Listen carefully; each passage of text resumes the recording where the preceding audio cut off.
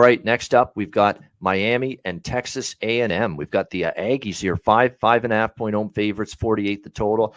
Like we talked about with Notre Dame earlier, same thing with A&M off the upset home loss the week before. How about App State? I can't believe how bad their defense was against North Carolina, and then they turn around and play like that defensively against Texas A&M last week. I mean, holy mackerel, what a defensive effort that was against A&M. And just when I'm ready to start singing the praises of Haynes King, the quarterback, he doesn't even have 100 passing yards last week.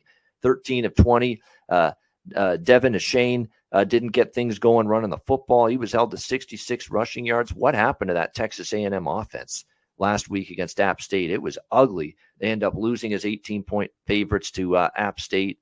And we can't even be shocked anymore. It seems like the Jimbo Fisher's always had good teams on paper here at A&M, and yet they have that one game where it's just that head-scratching loss every single year.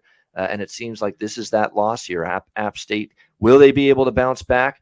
I don't know about that. I like the Miami team quite a bit. Now, you can't make too much out of Bethune-Cookman and Southern Miss.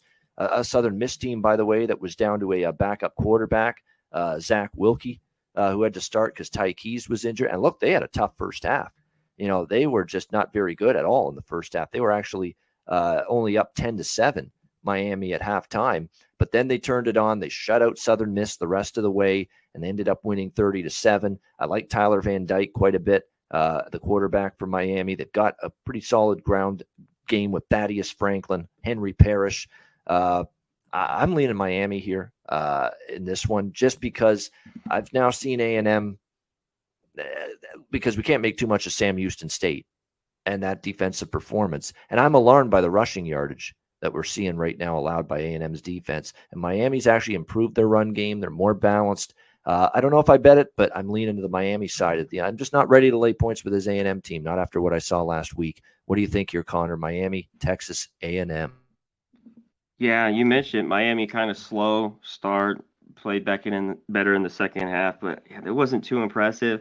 And they haven't played anybody. I like Van Dyke. He's obviously big-time quarterback, probably top 15 quarterback in the country. This one's difficult. What this line would have been if they beat App State heavily. I wonder what this would have been in this one. And so I lean Miami here a little bit as well. Yeah, what are we going to get from A&M, with King? Because that was just horrible. I mean, can they get anything done offensively? I thought the defense was okay, but they said this defense was going to be phenomenal at A&M, and it's looked all right.